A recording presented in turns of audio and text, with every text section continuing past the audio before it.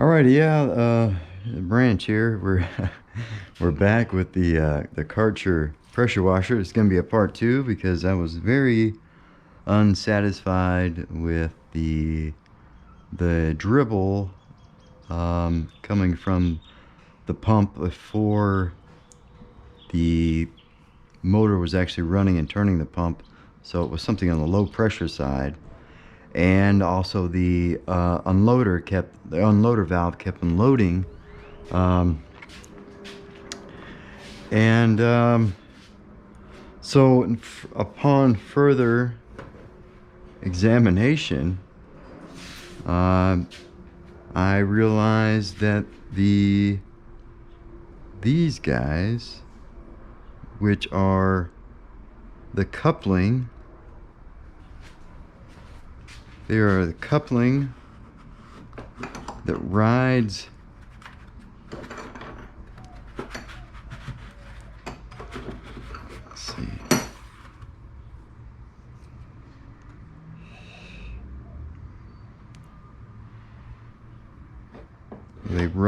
they ride in the center section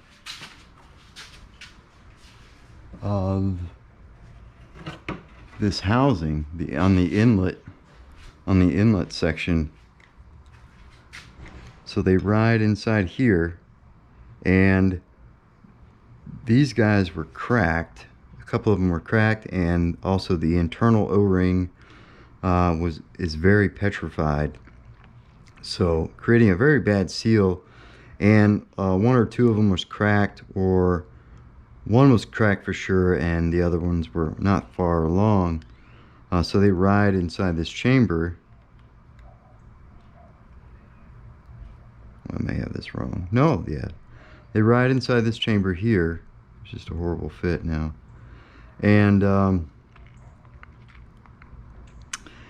this is why I was having the dribble coming out of the pump right here, because this feeds, you got your inlet coming in from your mains water, and that channel feeds over into these are the these are the couplers for the pump check valves. So it's a coupler that sits in the recesses there, and then you've got your pump check valve that sits on top and rides in the chamber on the discharge side. So I'm not sure how all that works. To the best what I can see is the inlet comes in, it's feeding water, and this channel, there's a channel underneath that runs to all three of the pump check valve channels, feeding through the coupler and then up into the plunger and the spring in the cage, the actual check valve. And the center, there's a tap at the center pump check valve that runs up to the unloader valve. And so I'm guessing, coupled with the pressure valves that are being depressed upon by the slip disc of the main pump housing that's connected to the crankshaft, or your PTO side crankshaft. So the slip disc is on a tilt. It's on a tilt, and it acts as a cam and hits each valve one at a time, pressure valve. So that's producing pressure by reducing the amount of space within the chamber, pressing against the water, coupled with the inlet pressure of the mains water pressure, which is about 35 psi, going into these chambers. And then so those check valves are actuating. I'm not sure on the specific coordination of those things, but definitely these two, the pump check valves and the pressure valves, coupled together, and then the check valves are producing more pressure within these chambers here on the discharge side, and they are connected, like I said, with the pressure valves, the bigger ones that are pressed upon by the cam, by the slip disc, and then that channel runs straight up to the pump, to the pressure check valves. These are the pump check, and then the top ones, the upper ones, are the pressure check valves. And of course, you know, it's a one-way flow kind of design, so they're coming up, or the water's coming up, it comes through, and then the plunger goes back down, seals the water, and then it just continues on, and then producing to produce the necessary pressure also. And then there's a smaller discharged nozzle orifice within the discharge side of the pump, which will definitely increase more pressure. I know that's a very crude explanation, but I was just trying to get into why I had the low pressure dribble, and that was definitely the pump check valve coupling, which was cracked itself, and also the internal O-ring was they are severely petrified, so therefore they will not create an adequate seal, which is, you know, definitely necessary. So I'm waiting on the pump check valves now, but I did receive the pressure check valves, and that's more along the lines of what this video with that quick overview there, and but this short little clip is more about the pressure check valves here. Now, I already pulled out one and inserted the new one. Now, the problem with these guys is there's a seat on the bottom of these pressure check valves, and for the life of me, I tried a couple tricks that I saw on YouTube, using screws and trying to screw it in, and then you know, vise the screw and then pull the whole seat out, but I could not get the seat out. Now, I sprayed WD-40 in there and tried to watch for leak down.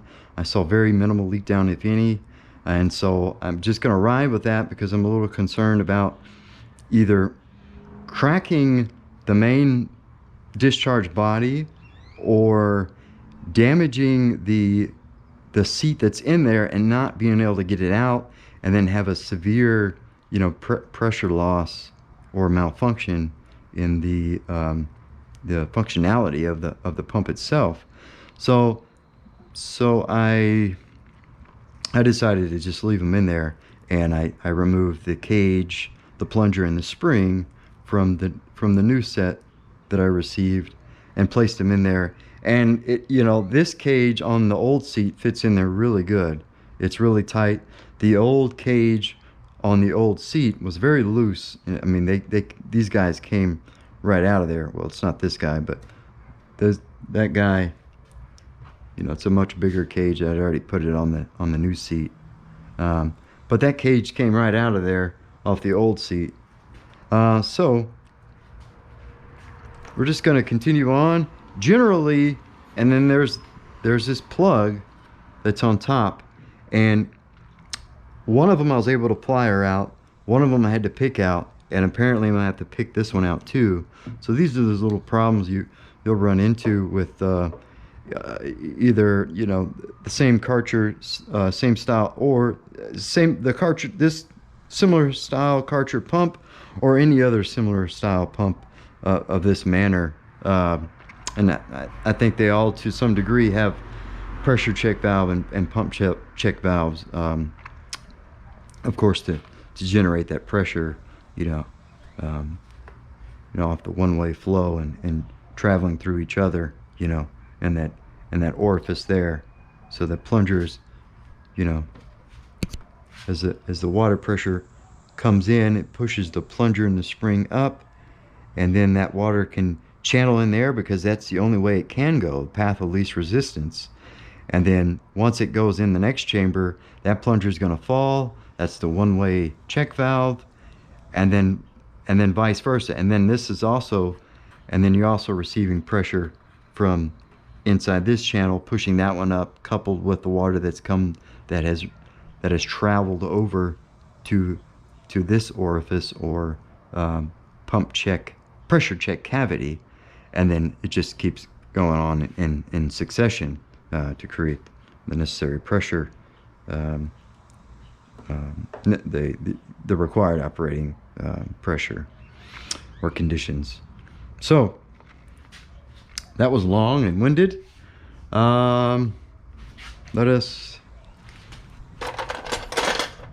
We're gonna have to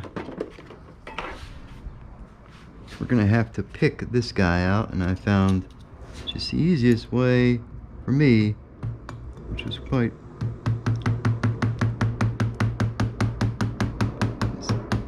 softly hammer a little pick in there.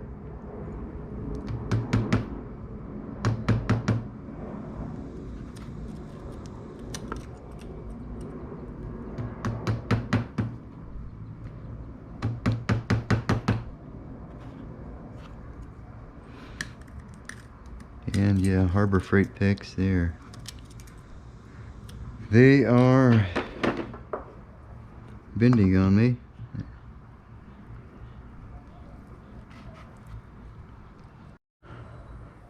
Okay, so I just drove a screw in there, in the plug, and then pulled it out. I guess that was quite a bit easier than the pick method, but we're learning as we go here. So here, we're going to pull out the center, and that one's actually fits pretty tight. That one is actually pretty tight. This one was really loose. There we go. I'm not even going to fight with the seat. I think the seat has a good seal still. And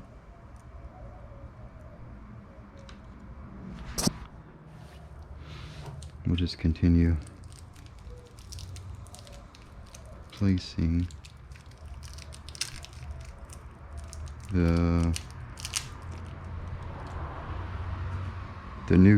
most of the new components that I can within the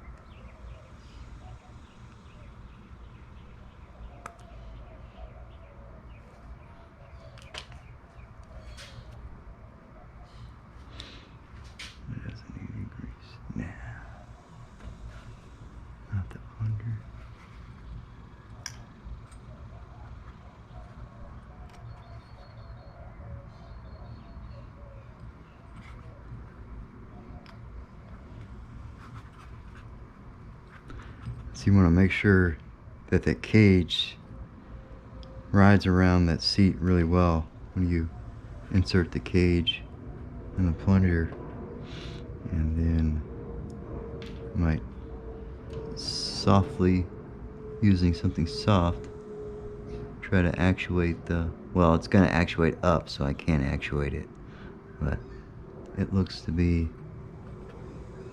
in there just fine. And there is a little bit of I guess calcium buildup in there. I could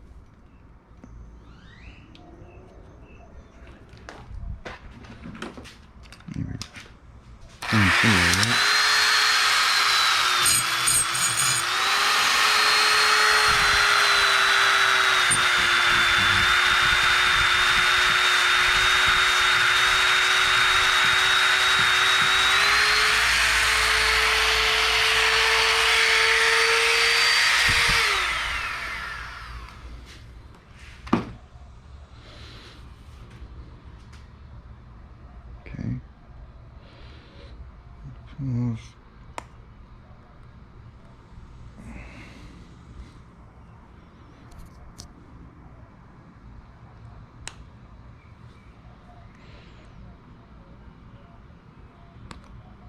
seat, as I can't get those out of there.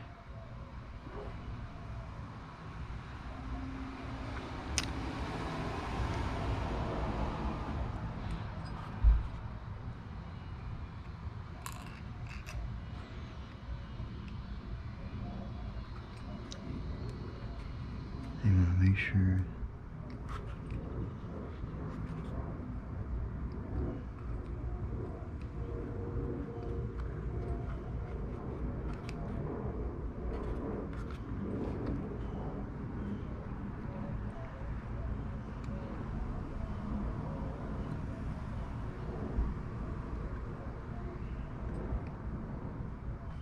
Alright.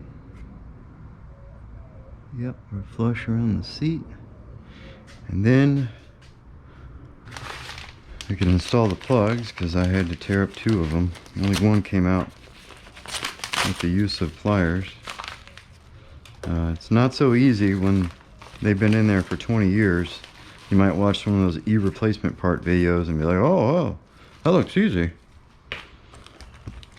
It doesn't, you know, that pump that's been worked on 20 times in the same day, or the model pump, you know. So I'm just going to apply a little silicone grease. It's a little watery to the O-rings of the plugs that cap the pressure check valves.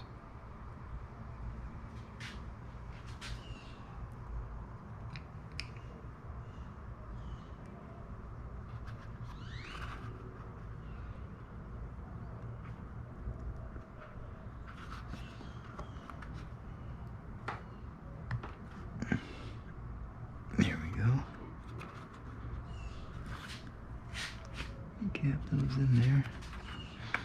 I don't think they sit perfectly flush, but enough. They've got to be low enough where you can get the plate over them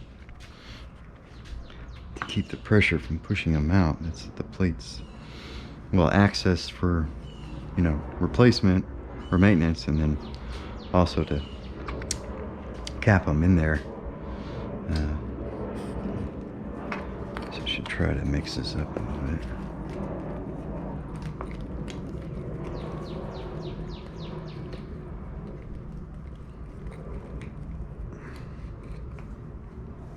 I'm sure it's everywhere.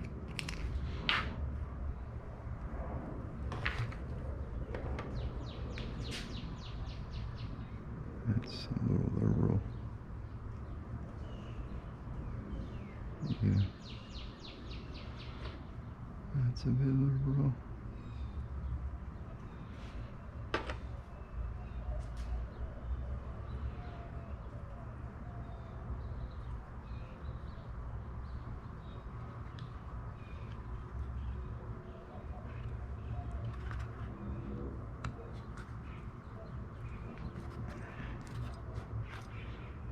Capped in there.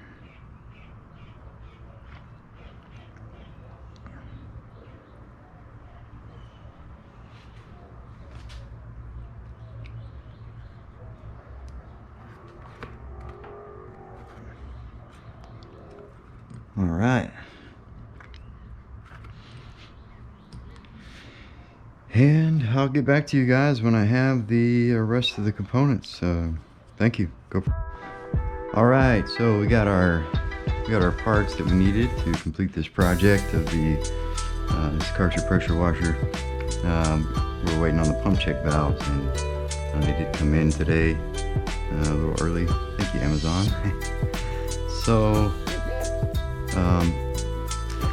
actually, before I put the rest of those in, I need to put these tabs or spacers in that go between the pressure valves here, and they go between the pressure valves, or around the pressure valves, between the oil seal and this copper Teflon washer here. So it's important, this tab, you want the tab higher up, you don't want it like this.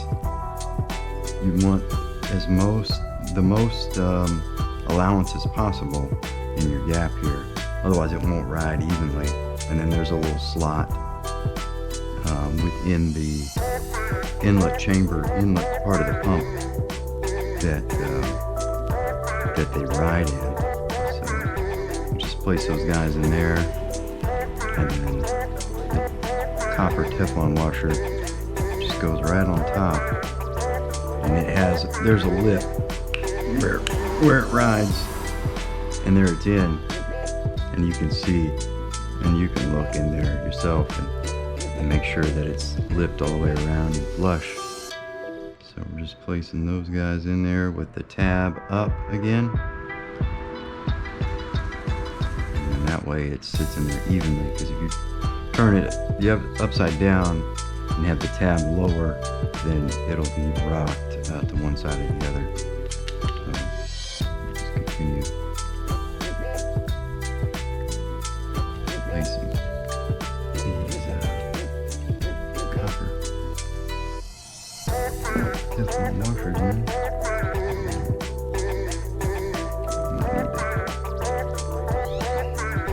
Pop that out and recenter it. Try to evenly put that in.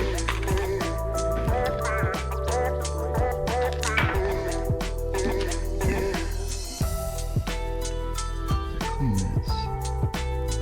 Clean the surfaces out pretty good.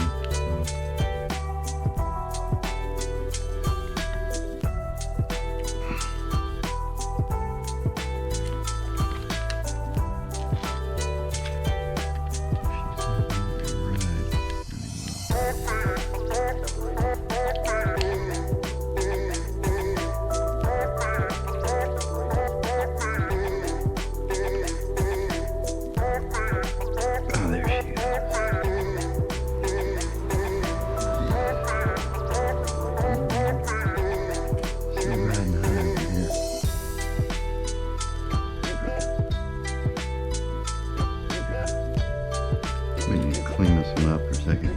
GoPro, stop recording. All right, yeah, I just needed to clean the radial surface of the copper Teflon washer a little bit with some Scotch-Brite, and that did the trick. So now I'm gonna insert the remaining pump check valves into their corresponding chamber by adding a little silicone grease to make the insertion a little smoother.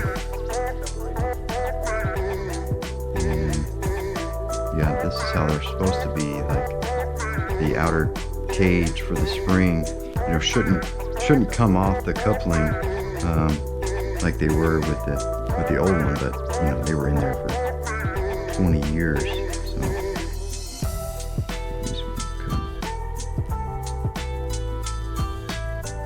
get those in there pretty good. Probably not too much force, because I mean, that's a weak plastic cage, and just kind of want to clean these out as good as I could. The chambers, I can see there's a little deterioration on the surface there. I don't know if that's from the hardness of the water. Maybe it starts to eat away this this cast. I'm not sure what that's made of.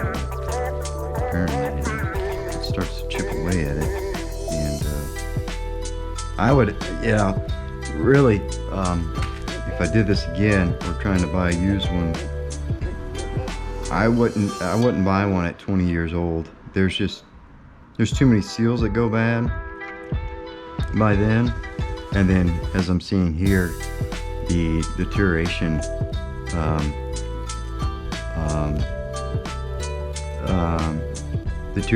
of the material is you know, is evident, and eventually, you know, that's going to get worse, and then you would need a new pump anyway. So unless you've got all the stuff laying around, yeah, go for it. But if they're 20 years old, I wouldn't buy one. Granted, I didn't know how old it was, nor did I even think about that when I went and bought it. I get kind of impulsive on these Facebook Marketplace items. So here we are, but I'm learning. Okay, so all the pump check valves are in.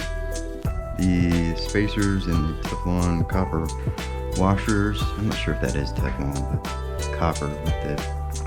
Maybe it's Teflon. In the interior of that copper or brass. Probably brass. So all those are in, and this is gonna make this completion a lot easier. And of course, in my previous clip, I put the pressure check valves in. So we're ready to add oil to the main body pump housing, to the slip disc cam here, and we need oil all the way up to the top of the ring, the highest point, and it calls for a 1540. I am using 1040. That's what I have. And that's what we're gonna go with.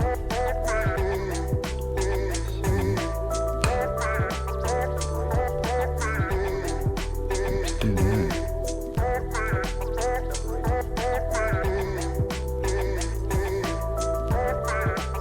Just gonna go to the top. And here more. Top of the ring. Almost. That's good. That should work fine. And then we are ready to set the inlet side of the pump with the pressure valves here. And we want to make sure that the springs are under the keepers, and they get a little loose, at disassembly. So you want to kind of push those up, make sure the spring is sitting under the keeper there. It kind of has you'll kind of feel it, but just where it's snug, the spring to the keeper. So you slide the pressure valve up a bit, and then we're good. We're going to set this guy back in. This is going to be your top, which will orient with the unloader valve and thermal relief valve. Okay, all the springs are sitting on the keepers, and you're going to have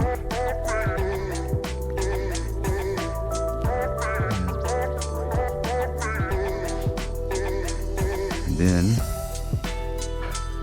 bring our discharge side over, and it's on the opposite side of the inlet side, and also you have to line up the thermal relief channel. I think that's the thermal relief channel here. It also works with the unloader valve. Not totally sure how that works, but we're going to go ahead and put this guy on.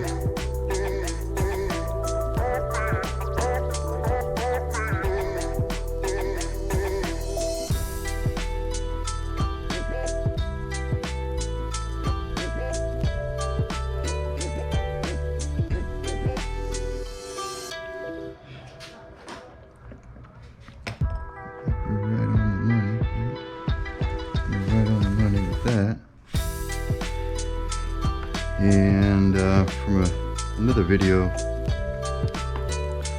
he recommends just doing 2 of these studs, mounting studs that mount the discharge inlet to the main body pump housing, main pump housing body.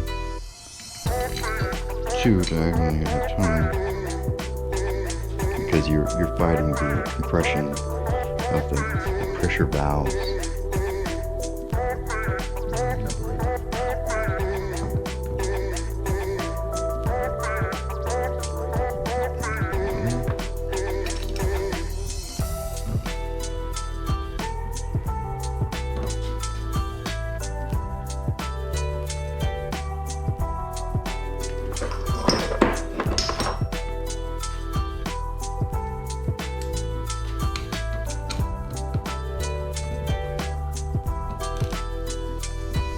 Back to that.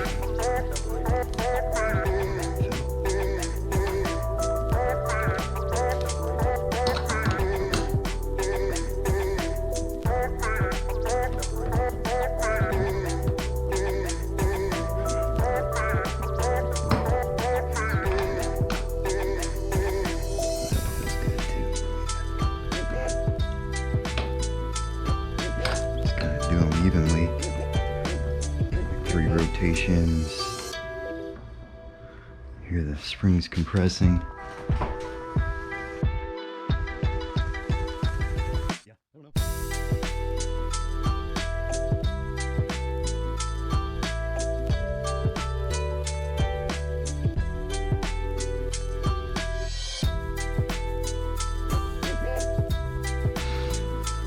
All right, so we got the discharge and the inlet section of the pumps mounted to the main pump body housing, and we're gonna install the pump on the crankshaft on the PTO side.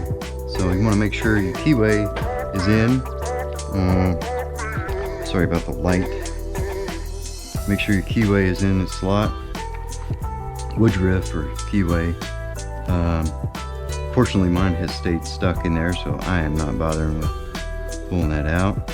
And I did scotch right my crankshaft a little bit, and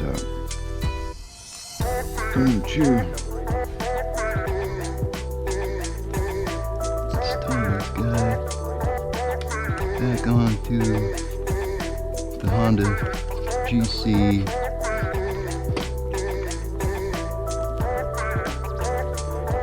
160. And here we are. We're lined up, and it's probably an equivalent. I'm using a 6mm hex for these studs that mount the main pump housing body to the engine. I'm not sure if it's an imperial equivalent. I think the 6 is a little loose, but that's what I have, and it will work. So if you don't have the imperial equivalent hex or Allen, then you can use the metric 6 to get the job done.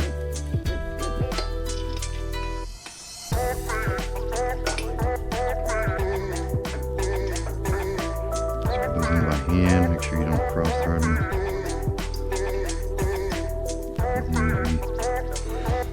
You end up tapping holes and dying studs, and I don't want to do all that.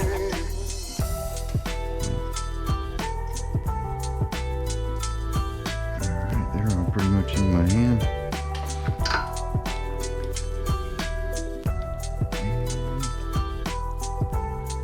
Have to go. Yeah, I think I'm gonna have to run the shorty extension on that there. It's gonna be in the way.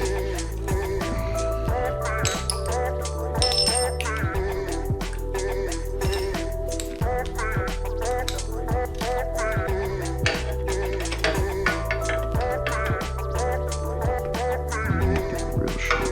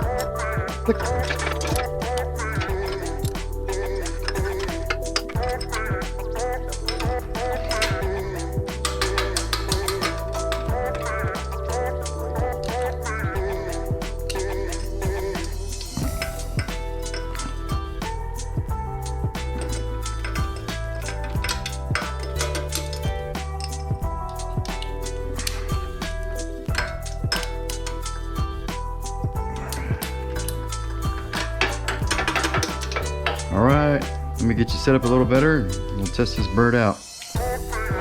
All right, we're here about to test the Karcher K2400HH pressure washer running the Honda GC 160, and let's give her a go.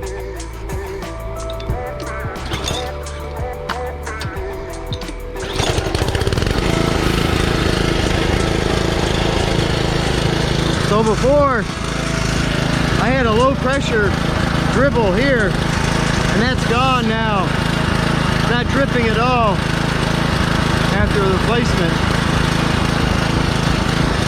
I might need a little fuel work.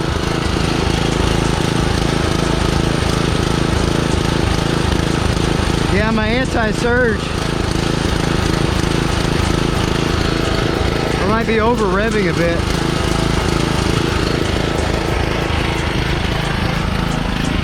So,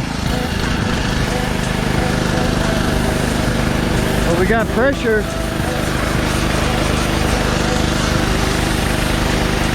It's not unloading like it was.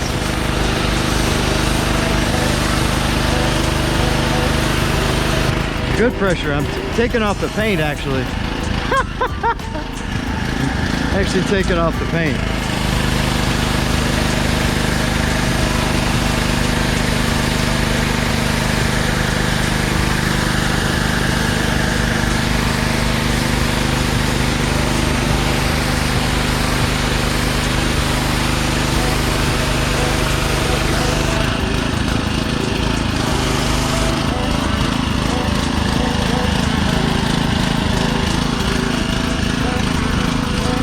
I see a little dribble now. Not bad. Right in here.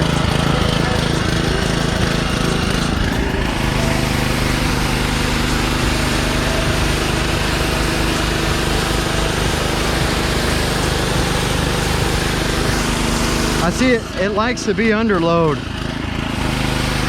See, it doesn't surge.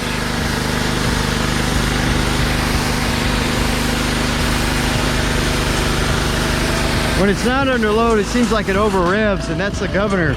That's the governor kicking in. But when it's under load, it's perfect.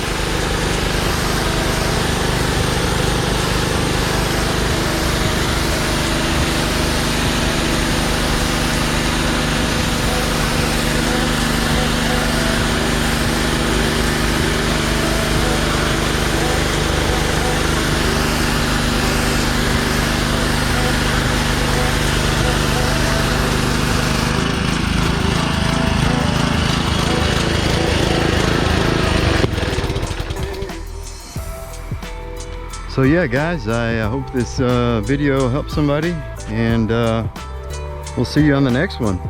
Thanks for watching.